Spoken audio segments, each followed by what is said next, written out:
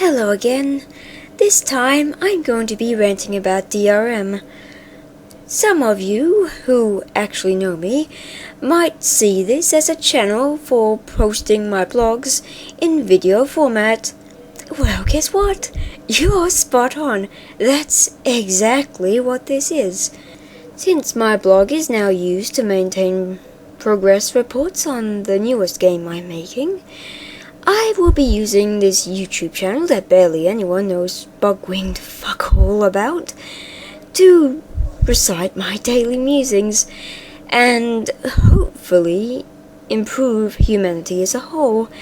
But as you miserable fuckwits failed to make the last video I posted go viral, my faith in this is very, very low.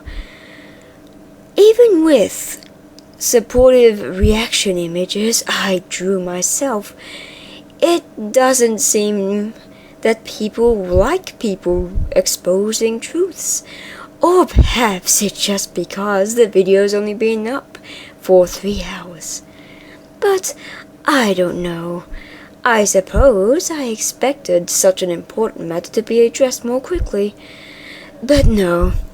When the subject of actually doing something is broached, your sparing intellects assume that of a caveman. Actually, a caveman would actually be brave and go through with it. Let's say a marmot, cowardly, stupid, and lazy. I might have insightful information, but it's not going to help anything if it doesn't go out there. But there might be change yet. What do I know? So, to start you off, today we're going to talk about DRM, as I already stated. And in particular, Windows Live Arcade. This is the worst, most clunky piece of shit. Not only is it so ingratiating that it drives most honest customers away, it actually sends them over to less honest sites to acquire it, even if they've already bought the game. How do you expect people to buy games when you make it such an issue to launch it?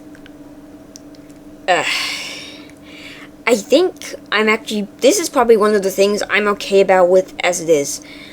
The thing I really want to address in this video isn't even specifically DRM. It's the lack of care and compassion a lot of developers seem to not be having for their consumers. They seem to be hunting money more than they're hunting customers, which is dumb, because customers bring the money.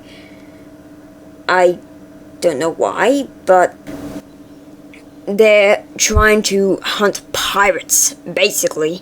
They're like, oh yeah, we gotta fight this pirate war and beat the pirates back to Tortuga or whatever. The thing is, you can't win against a force like pirates. It doesn't work. Look what happened with Paper and Soper. They were direct acts trying to stop this in a very backwards way, but it still failed miserably. The people speak too strong, and the Senate, even of America, aren't that retarded. And even with DRM like this, even if you make the most secure DRM, pirates will find a way around it. They have in the past, they always will. It's an inevitability, your game's going to be pirated. I think what you need to learn is that the main feature of getting your game out, and for people to buy it, is accessibility.